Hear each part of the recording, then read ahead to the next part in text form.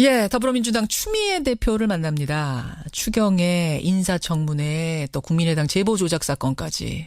게다가 내일부터는 한미 정상회담이 열리죠. 정말 현안이 많은 때입니다. 여당 대표의 의견 궁금하네요. 직접 만나보죠. 추미애 대표님 안녕하세요. 안녕하세요. 참 현안이 많을 때 여당 대표 하시기 쉽지 않으시죠? 그러네요. 네. 하나하나 좀 짚어보겠습니다. 네. 먼저 오늘 일부에서도 잠깐 다뤘습니다만 이 문준용 씨에 관한 제보 조작 파문. 네. 수사 중이긴 합니다만 드러난 팩트만으로도 논란이 큰데 네. 민주당에서는 어떻게 보고 계십니까? 네. 이미 문준용 의혹 조작 사건이 아니고요. 국민의당의 공당의 대선 공작 게이트라 해야 할 것입니다. 대선 공작 게이트요? 네네. 그 조작 당사자 이아무개 씨는 조작을 실토했어요. 그것은 자백했고요. 예. 또 공범이 있다라고도 했습니다. 국민의당 내부 토의를 거쳐서 비대위원장이 공개 사과를 한 상황이죠. 예. 이것은 더 이상 수사 결과를 기다릴 것도 없이 그 자체가 명백한 정치 공작이라 볼 수 있고요. 또 국민 입장에서 보면 예. 과거 정권들은 권력기관을 이용해서 정치 공작을 벌였지 않습니까? 어허. 그런데 새정치를 표방했던 국민의당이 이런 일을 끔찍한 일을 벌였다는 것은 국민들도 충격이 크실 것 같아요. 그래서 이건 단순히 사과로 끝낼 문제가 아니다라는 엄중한 상황인식을 갖고 있습니다. 지금 이제 국민의당의 입장은 당의 네. 조직적인 개입이 드러나면 그땐 당 해체라도 하겠다라는 것인데 네. 추미애 대표께서는 그러면은 조사 결과가 아직 다 나오지 않은 이 상태만으로도 사과로 끝낼 일이 아니다? 이런 말씀? 네, 네. 지도부 그 당시를 상기해보면 예. 국민의당 지도부하고 대변인단이 총동원이 됐어요. 예, 예. 그래서 그것을 조직적으로 유포했기 때문에 이건 엄청난 중대한 범죄인 것이죠. 그러면 사과 정도가 아니라면 어느 정도까지를 해야 된다라고 보시는 걸까요? 일단 검찰의 명명백백한 이 조직적 개입에 대한 예. 그런 꼬리 자르기가 아니고 거기에 대한 수사가 더 있어야 진행이 돼야 되고요. 예. 그것을 촉구하는 바이고 또 거기에 따라서 책임을 물어야 합니다. 책임을 물어야 네. 한다라는 네. 말씀은 네. 책임 묻는다는 게 그러니까 처벌하는 그 정도가 아닌. 그렇죠. 당이 조직적으로 이것을 하게 된 경위를 다 밝혀야 되는 거죠. 사실 네. 게이트라는 지금 표현을 쓰셨는데 게이트라고 하면은 대통령으로 치면 이게 탄핵감이란 얘기거든요. 네. 어마어마한 사건. 그 정도까지를 네. 보신단 말씀이세요? 사실 이것은 이번 대선에서의 각 당의 입장은 사실은 박근혜 정부가 민주주의를 강탈했던 것이고요. 이것은 국정원 대꼴과 유사한 것 아닙니까? 국민의 선거에 개입한 것이죠.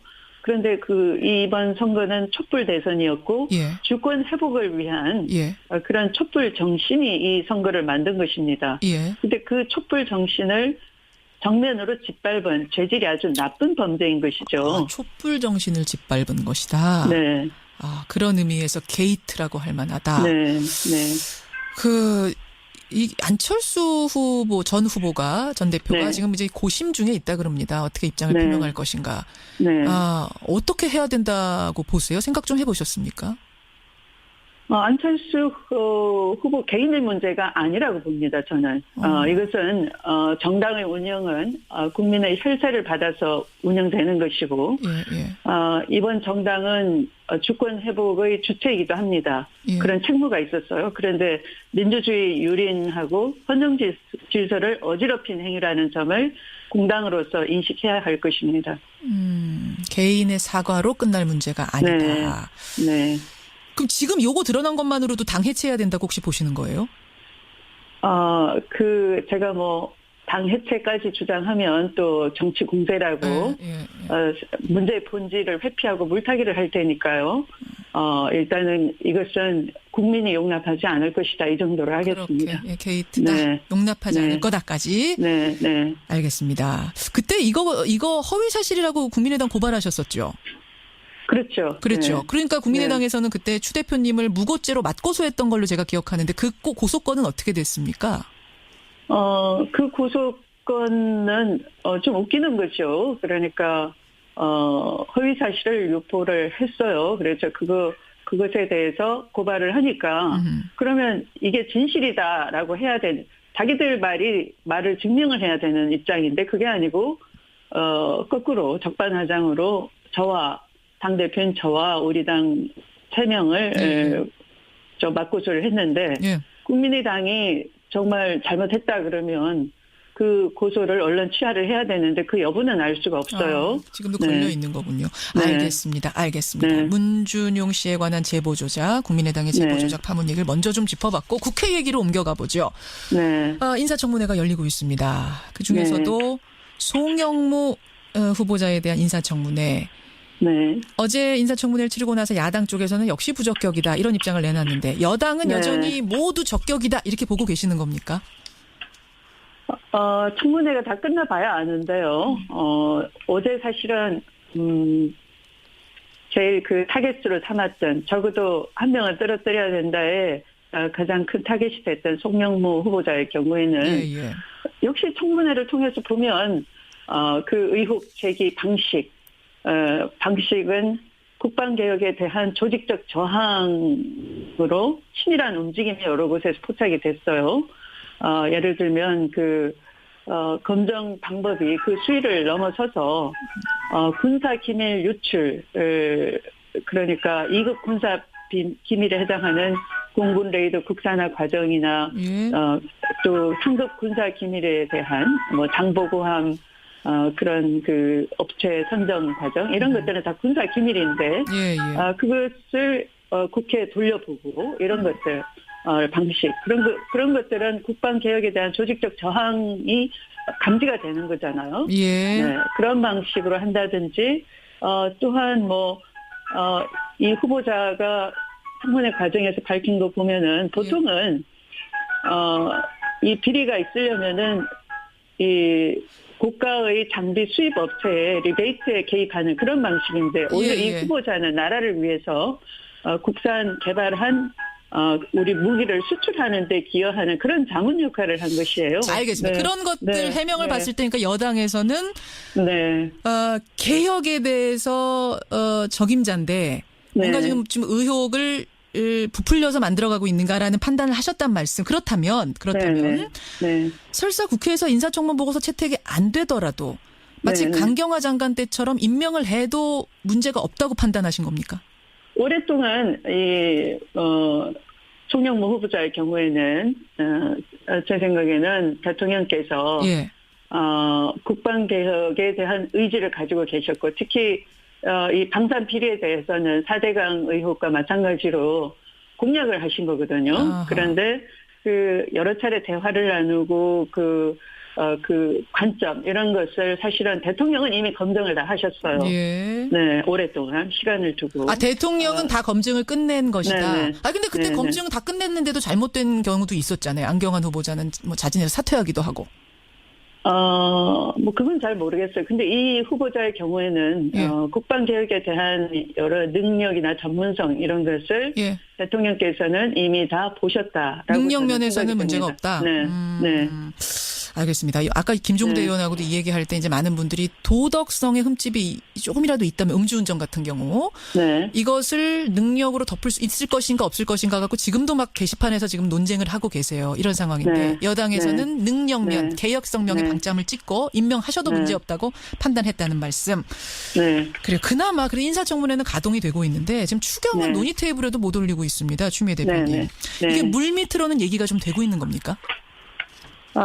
물 밑으로뿐만 아니라 대강 물 밑으로 그러면 그 원칙을 훼손하는 거 아니냐 이런 의심을 하는데요. 사실 이것은 물 밑뿐만 아니라 국민 보고도 제발 좀 논의 테이블에 앉아라라고 압박도 하고 그러고 있습니다.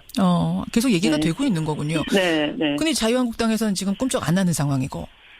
그게 말이 안 되는 게 제가 그 자유한국당 소속 의원이 계신 강원도 강릉에 갔더니요. 수년째 가뭄으로 그 저수지가 말라 비틀어져 있어요. 정말 심각합니다. 그러니까 생활용수도 안 되는 것이죠. 그게 농업용수 용도였는데 농업은 물론 다 망가져 있는 것이고요. 그런데 이런 걸 심의하자라고 스스로 해야 되는 것이고 물론 우리 여당에서는 일자리 추경이다라고 강조를 했지만 예. 일자리도 정말 국가 재난 상황인 것인데 해당 지역구인 그 자유한국당 국회의원도 이런 가뭄을 풀어달라 또는 또 그 지역이 또 평창 올림픽이 있는 지역이에요. 예. 그러면 올림픽에 들어갈 그런 지원 식수도 부족한 상황입니다. 그래서 이걸 저수지를 키운다든가 또는 뭐 여러 방안을 다른 저수지와 연결 수로를 만들자든가 이런 걸 논의를 그 지역 국회의원으로서 해야 되는 것인데 어허. 안 하잖아요. 그 협치라는 게 논의에 앉아서 이런 것도 반영해달라 하는 게 협치인 것이지 협치라는 게 무조건 뻗대면서 당신 협치하시오. 이게 협치는 아니잖아요. 이틀 전에요. 이낙연 네, 국무총리가 이 시간에 나오셔서 네. 비슷한 아이디어를 하나 제안하셨어요. 몽고하니 네. 야당 네. 지역구 가보니까 가뭄 때문에 고생들 하시던데 네, 네. 그런 예산을 추경에 넣자라고 야당에서 좀 요구를 해오면 네. 여당도 그걸 들어주는 식으로 해서 추경 난국을 풀면 어떻겠느냐 이런 얘기를 하셨는데 동감하시는 거네요. 뿐만 아니라 저는 현장까지 갔던 거죠. 평창 올림픽을 가서 보니 예, 올림픽 준비하는 데 가서 보니 예. 겨울 가뭄도 심각해서 사실은 겨울 식수난도 걱정이 됩니다. 올림픽 조직위가 그렇게 얘기하고 있고 지금 당장 수년간 여기는 뭐 4대강이 이어지는 곳이 아니니까 예. 4대강 업적을 아무리 그들이 그 취재로 세운다 하더라도 예. 여기는 저수지나 이런 호소를 많이 만들고 그래야 되는데 그런 건 전혀 하지 않은 거예요. 알겠습니다. 네. 이거 얘기해보자고 같이 얘기해보자고 좀 얘기해보시죠. 자유한국당 쪽에.